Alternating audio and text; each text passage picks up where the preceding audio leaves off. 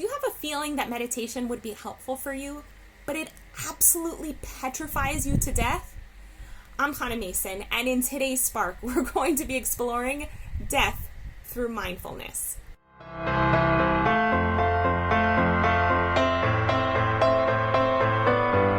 going to be really honest here. I now have a meditation practice for, almost 3 months, and it's been absolutely incredible. But in the previous 40 years of my life, the idea of sitting still and doing nothing but breathing totally freaked me out. It's not like I thought it was annoying or a waste of time. I was petrified of it. And it actually really surprised me when I got to the meditation retreat. Actually, even before I got to my meditation retreat that I went to in April. In the car, a whole bunch of us rode together, and there were 5 people in the car, and I was like, anybody else here scared? And they all were like, yeah, me too. We were all scared. And then I get there, and it turns out that everybody's scared except for the people who've already been to meditation retreats before, and even they say they're still uncomfortable going back into it. It's like, what are we so scared of? It's something I've been wondering about. Because as soon as I sat down and just did the whole watch your breath thing, no bear came and ate me. There was nothing scary about it. And I was trying to figure out what I was so petrified of. So for me, there, I think, are 2 things. One is that I have an incredibly vivid imagination. And for most of my childhood, I spent most of every single night with incredibly dark, very scary nightmares. So for me, just closing my eyes in the stillness when I go to bed or during the day still triggers for me a fear response, because I just got so programmed that way from childhood that I would see witches or demons or scary things or whatever.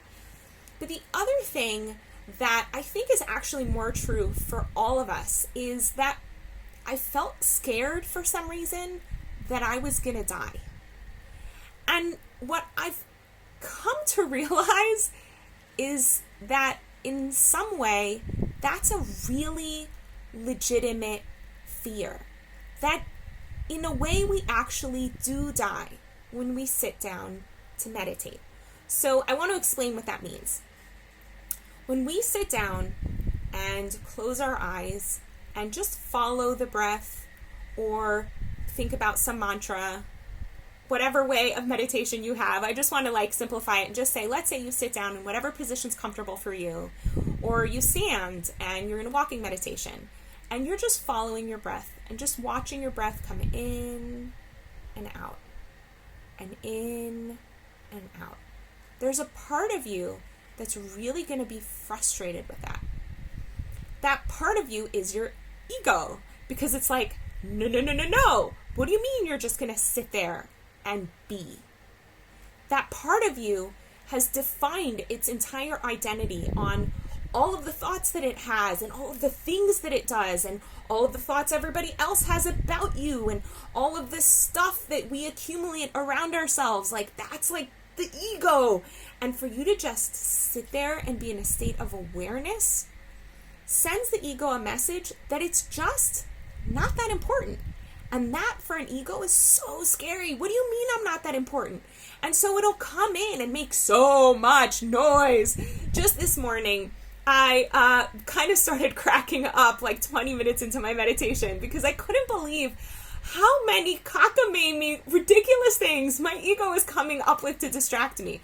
It started thinking about my plans for today, and it started thinking about my plans for next fall, and it started thinking about my neighbors and these plans that they have, and then was I hungry? Was I not hungry? What was I going to eat today? What was I going to order in my organic produce order that I don't have to finish completing until Tuesday?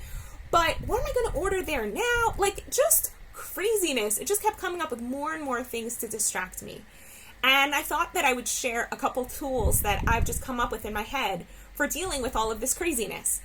So I've heard the tool to imagine thoughts coming as clouds and just passing by. And for a lot of people that really, really works. For some reason, it's just not a tool that stuck. For some reason, my imagination is not all that excited about it.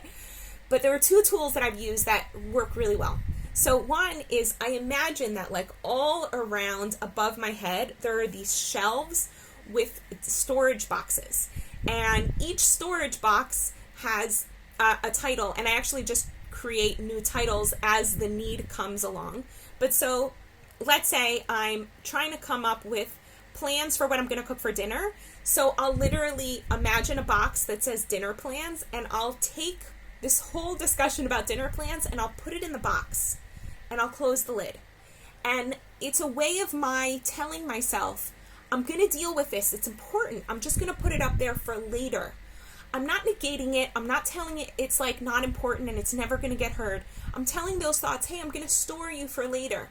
And what I've actually seen happen is, believe it or not, those thoughts actually come to visit me later when they're relevant and necessary. It's incredible. Like last week, I came up with an entire scene for the book on financial independence that Dave and I are working on. I came up with an entire scene during meditation, and I was like, oh, what am I going to do with this right now? Like, it's not the time. So I made a storage box and I put it up there. And later in the day, about half an hour later, I started talking to Dave and I was like, hey, I came up with like an entire vision. And he said, okay, tell me what it is. I said, it would be really, really helpful if you took out your computer and got ready to dictate. And I closed my eyes and I just allowed the entire vision that I had had for that whole scene to just come flashing through my mind. And I downloaded it to him. And I was like, wow, this like really works. Like I put it in this compartment and my mind said, okay, I'll hold on to it for you. It's so kind, right? So the other tool that I have is I imagine that there's a train passing by in front of me all the time. And I'll just take the thoughts and I say, okay, you can go on the train, and I watch it go. That's more like the cloud thing for people. And what's amazing is that it works. Then I say, okay, now we're coming back to center, or I don't say anything at all, or I just go back to my breath and I watch my breath, and like the thought's not there anymore. And what was so difficult for me as a child is that when I would have these nightmares, like let's say I'd picture a witch, and then I'd try to bring Care Bears in to deal with the witch, and then the witch would come and eat the Care Bears, and I felt so out of control. My mind felt so chaotic and so out of control. And I'm so enjoying watching that I can say, not now, later, and that most of the time that actually works, and I can just go back to my breath. And I'm realizing that it's a practice to say, I'm in charge now. I decide what thoughts are going to be harbored in my space and what thoughts have to go and what thoughts I can save for later. I get to do that. I'm in charge. And that, I think, is what absolutely kills the ego, because there's something about the ego where it likes to say that it's in charge and that you're its pet.